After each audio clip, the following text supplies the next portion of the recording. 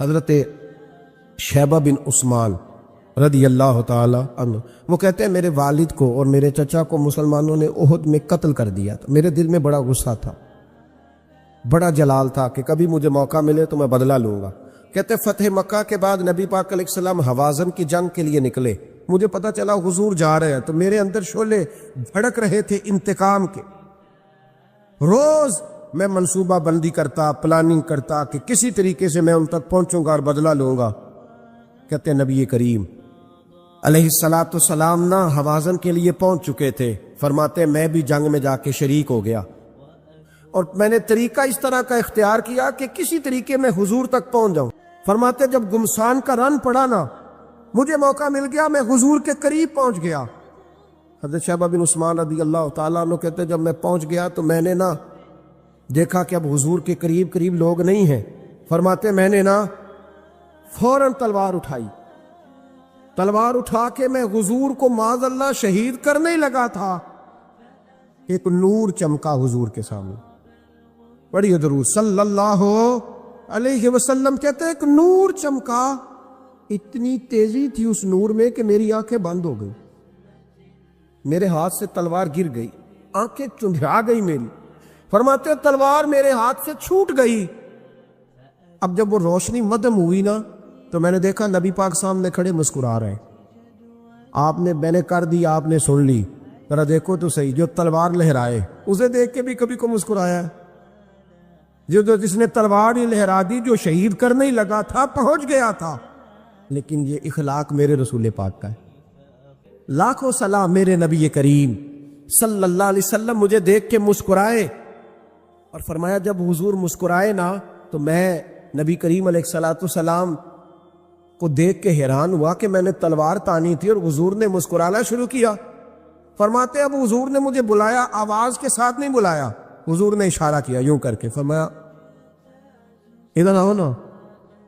فرماتے مجھے اب یہ بھی سمجھ نہیں آئی کہ کس نے مجھے اٹھا کے حضور کے قریب کر دیا۔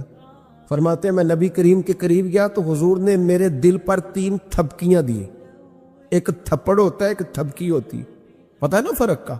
ایک تھپڑ کو مارے تو جلال آتا ہے اور تھپکی دے تو پیار آتا ہے۔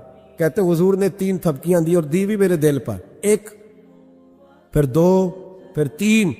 کہتے پہلی تھپکی دی تو میرے اندر سے کفر نکل گیا، دوسری تھپکی دی تو میرے اندر ایمان داخل ہو گیا، اور تیسری تھپکی جب نبی پاک علیہ السلام نے دی تو مجھے ہر چیز سے بڑھ کر رسول اللہ سے پیار ہو گیا، محبت ہو گئی نبی کریم سے۔ آپ فرماتے اب حضور نے نا فوراً میرے ہاتھ میں تلوار تھمائی، فرمایا پہلے تو ہمارے خلاف لڑ رہا تھا، تلوار پکڑ، اب ہماری طرف سے لڑ، تلوار پکڑ اور لڑ۔ آپ فرماتے میں اتنا لڑا کہ جو حضور کا دشمن سامنے آتا میں گلا کاٹ دیتا، جو آتا میں اس کے ٹکڑے کر دیتا۔ فرماتے پہلے میں باپ کا بدلہ لینے آیا تھا، اور اب میرا یہ حال ہے کہ اگر میرا باپ بھی سامنے آئے گا تو میں اس کا بھی گلا کاٹ دوں گا، لیکن حضور کے قریب کسی کو جانے نہیں دوں گا۔ حضرت شیبہ بن عثمان کہتے ہیں جنگ ختم ہو گئی، حضور خیمے میں گئے، میں بھی گیا۔ اب نبی پاک لوگوں سے باتیں کر رہے ہیں، حضور لوگوں سے باتیں کر رہے ہیں، میں ایک کونے میں بیٹھا سوچ رہا ہوں کہ میں تو بدلہ لینے آیا تھا، یہ میرے ساتھ ہوا کیا؟ حضور لوگوں سے باتیں کرتے جا رہے ہیں، میں سوچتا جا رہا ہوں کہ میں تو انتقام لینے آیا، یہ کیا معاملہ ہوا؟ کہتے محبوب نے اچانک میری طرف نظر اٹھائی اور فرمانے لگے شیبہ ایک ارادہ تو نے کیا تھا جو غلط تھا، اور ایک ارادہ میرے رب نے کیا ہے اور تیرے اوپر فضل فرما دیا ہے۔ فرماتے حضور نے اب مجھ سے فرمایا کوئی خواہش ہو تو بتاؤ، مانگ لو کچھ مانگنا ہے تو۔ میں نے عرض کی یا رسول اللہ میری بخشش کی دعا کر دو، بڑا میرا خوفناک ماضی ہے، میں اسلام کا بڑا دشمن رہا ہوں، حضور دعا کر دے، یاد ماضی عذاب ہے یا رب، چھین لے مجھ سے حافظہ میرا، یا رسول اللہ بڑے گناہ ہیں میرے، دعا کر دے۔ کہتے میں نے دعا کے لیے کہا اور حضور پھر دوسرے لوگوں سے باتیں کرنے لگ گئے، کبھی اس سے کبھی اس سے کبھی اس سے۔ میں سوچنے لگا کہ میری بات کا کوئی جواب ہی نہیں آیا۔ جب تو 3 بار میں نے سوچا تو میرے کریم نے پھر توجہ میری جانب کی اور فرمایا تو نے بخشش کی دعا کا کہا تھا، میں نے سن لیا ہے، رب کریم نے تیری بخشش فرما دی ہے، اللہ نے تجھے بخش دیا ہے، تیری خطائیں رب کریم نے معاف کر دی۔ نبی پاک کے دست مبارک کی برکت رسول ایک صحابی تھے حضرت فرقد ان کا نام تھا رضی اللہ تعالی. پہلے نا میں جب گفتگو کیا کرتا تھا نا تو میں صحابہ کا نام نہیں لیتا تھا، میں کہتا تھا ایک صحابی فرماتے ہیں، چونکہ صحابہ کے نام مشکل تھے، لوگوں کو یاد نہیں رہتے. ایک دن میرے دل میں خیال آیا کہ نام لیں گے نہیں تو انہیں آئے گی کیسے، چلو خود کسی کو ہی یاد ہو جائے گا. مجھے اچھا لگا. پچھلی دفعہ میں نے حضرت ساسا بن ناجیہ کا نام لیا تو مجھ سے میرے دوستوں نے کہا ذرا لکھ کے دے کیا نام تھا. مجھے خوشی ہوئی کہ یار اگر یہ لفظ کہے جائیں گے تو لوگوں کو دلچسپی ہوگی. حضرت فرقد ایک صحابی تھے، اور یہ وہ صحابی ہیں جنہوں نے حضرت عمر کے زمانے میں موصل کا علاقہ فتح کیا تھا. بڑے دلیر تھے. ان کی 4 بیویاں تھیں. وہ کہتے ہیں جب بھی یہ گھر میں آتے تو خوشبو اتنی اعلیٰ لگا کے آتے کہ ہم حیران ہو جاتی. نبی کریم علیہ الصلاۃ والسلام کہ صحابی ان کی ازواج کہتی ہیں کہ اب عورتیں زیادہ تیاری کیا کرتی تھیں، لیکن وہ جب گھر آتے نا تو اتنی خوشبو لگاتے. کہتی ہم چاروں مل کے کوشش کرنے لگی، ڈھونڈنے لگی کہ وہ خوشبو کا پتہ کریں جو یہ لگاتا ہے. ہم نے بازار سارے تلاش کر لی. عرب کے اندر آج بھی خوشبو کا بڑا شوق ہے اور بڑی مہنگی خوشبو ملتی ہے. کبھی آپ بازار جائے، کہتی ہیں ساری خوشبوئیں لگا لی، تھک گئیں. ایک دن چاروں سوتنے مل کے بیٹھی، کہنے لگی ہم نہیں اس کا مقابلہ کر سکتے، آج پوچھ ہی لے کہاں سے خوشبو لگاتا ہے. پوچھ ہی لیتے ہیں، چلو بات ہی ختم ہو جائے، پوچھ لیں. یہ ہم جتنی مرضی آلہ لگائیں، جب یہ آ جاتا ہے نا.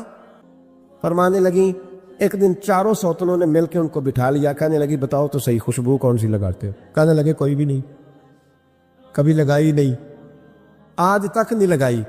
تو کہتی ہے بیبیاں کہنے لگی صحابہ تو غلط بیانی نہیں کرتے، پر آپ کیا بات کر رہے ہیں، یہ کیسے ہو سکتا ہے کہ آپ آتے ہیں تو ہم حیران ہو جاتی ہیں.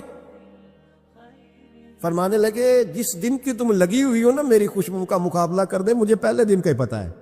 تو میں نے کہا چلو زور لگا ہی لیں، دیکھ ہی لیتے ہیں کہاں تک بات جاتی ہے تمہارے پاس جتنا زور لگا لو.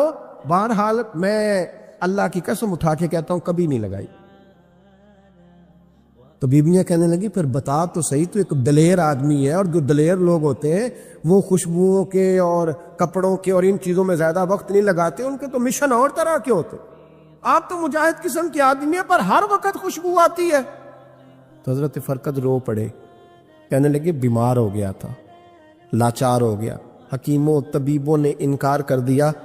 وجود پر میرے آبلے نکل آئے، پھنسیاں بن گئی، ان میں پیپ بھر گئی، بیٹھ نہیں سکتا تھا، اٹھ نہیں سکتا. جب تھک گیا نا تو دروازہ رسول پہ چلا گیا. جب تھک گیا طبیبوں کا تھکایا ستایا حضور کی بارگاہ میں، کہا محبوبہ دیکھے تو صحیح میرا کیا حال ہے. حضور ذرا دیکھ کے چل نہیں سکتا، سو نہیں سکتا، بیٹھ نہیں سکتا، تیرے علاوہ غم کسے بتاؤں. کہتے ہیں حضور نے فرمایا 70 ڈھانپ لے، باقی سارے کپڑے اتار دے. 70 ڈھانپ لے. کہتے ہیں ٹخنوں سے لے کر ناف تک میں نے 70 ڈھانپ لی، باقی سارے کپڑے اتارے. حضور کیا کریں گے؟ فرماتے ہیں نبی پاک نے دست مبارک اٹھایا، برف سے ٹھنڈا، کستوری سے زیادہ مہکنے والا. فرماتے ہیں پورے وجود پر میرے حضور نے دست مبارک ایک دفعہ لگا دیا، اب جدھر جدھر سے گزرتا ہوں ساری دنیا خوشبو سے بھر جاتی. یہ نبی پاک کا دیا ہوا نور ہے، یہ حضور کی عطا کردہ شفا ہے، یہ رسول پاک کے حسن کی خیرات ہے.